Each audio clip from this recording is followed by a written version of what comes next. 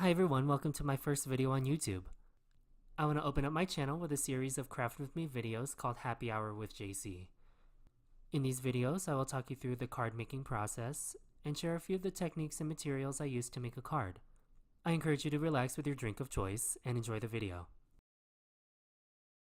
Today I am using this outline image and coordinating die from Altenew called Perfectly Perfect. What I love about this stamp set is that there are these smaller details in the leaves and petals that are going to make coloring this image so much easier.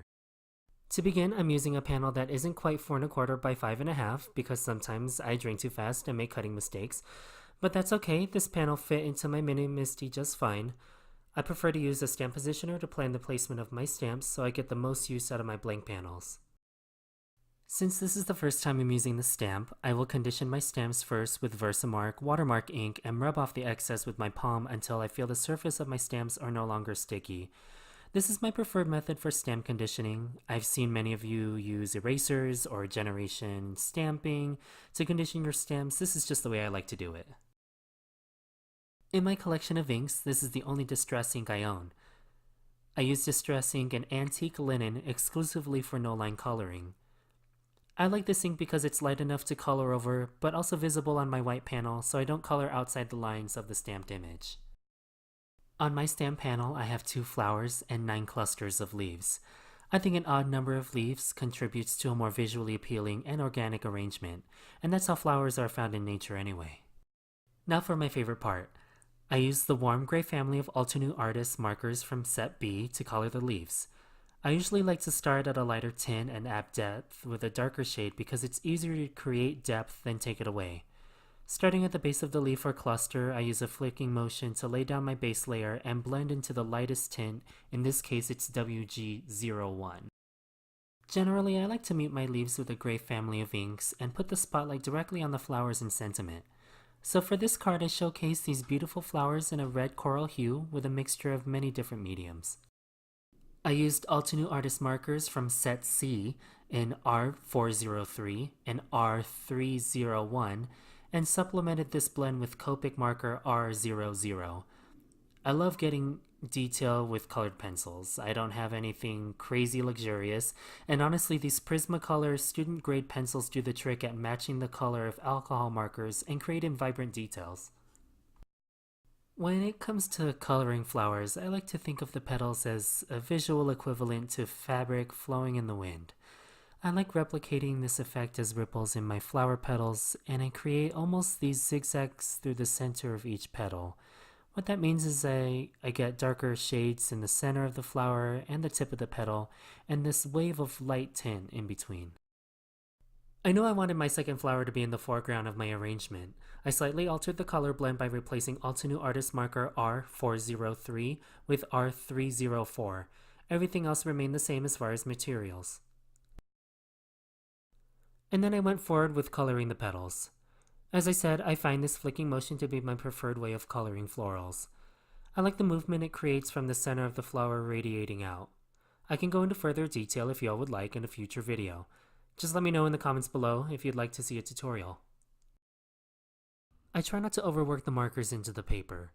I find that if I overcompensate for a blend, I get this grainy look, and while nothing's wrong with that, it isn't the look I'm going for in this card. I think gradient coloring is gorgeous, but the look I want in the end contains more movement and texture. Almost done with the coloring portion. I debated coloring the disc florets in a different color that would complement the petals, but ultimately I muted them as well in the same warm gray family of markers mentioned earlier. I wasn't too concerned on getting a correct light source, but I did want it to be uniform in dome shape. To help with this, I laid one of my colored pencils parallel to where I would think the high point of this dome would be. I used the bullet tip and brush nib of the marker to get variations in dot sizes. I also added white highlights to areas I felt were too dark with a white Jelly Roll pen. I don't know about you all, but die cutting no-line images makes me a little anxious because I want the white space around the image to be completely uniform. The things that keep me up at night are cutting an image that I worked so hard to color.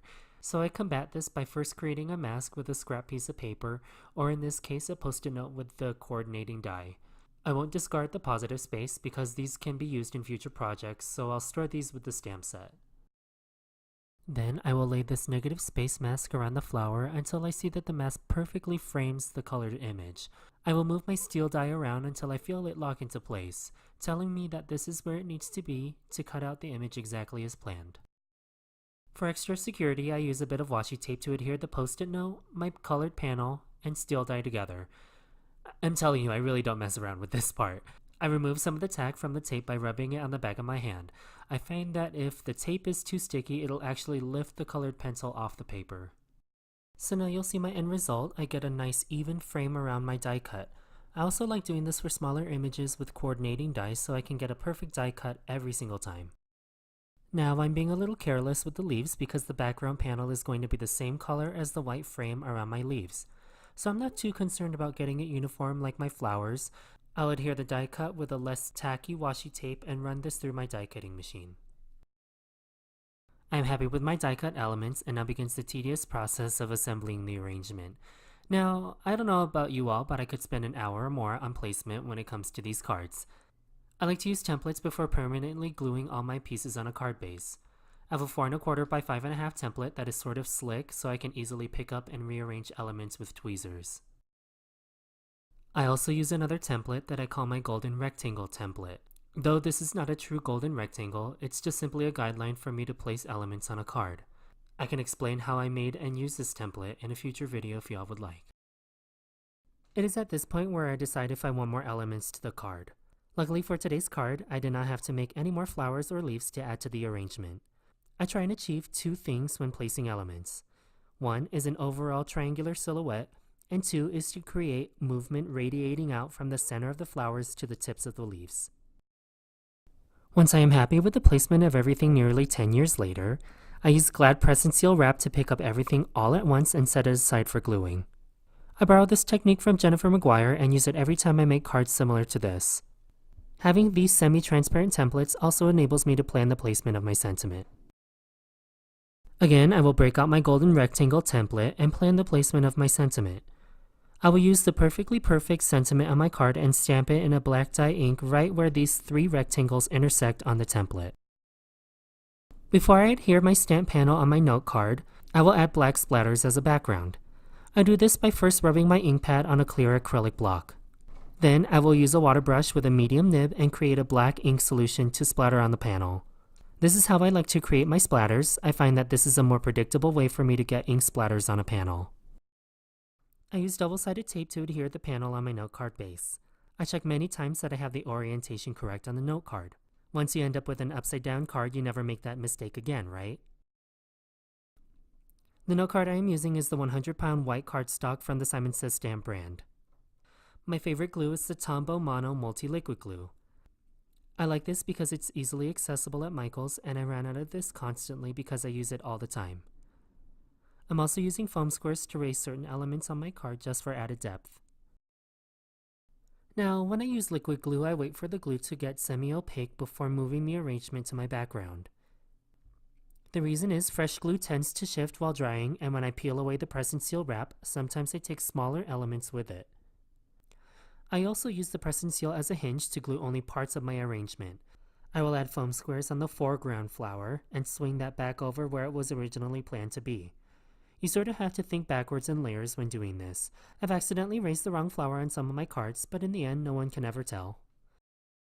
I'm not going to further embellish this card. I really like the clean look of this arrangement, and generally this is how I finish cards similar to this. I also like to pull some of the leaves forward for some added dimension.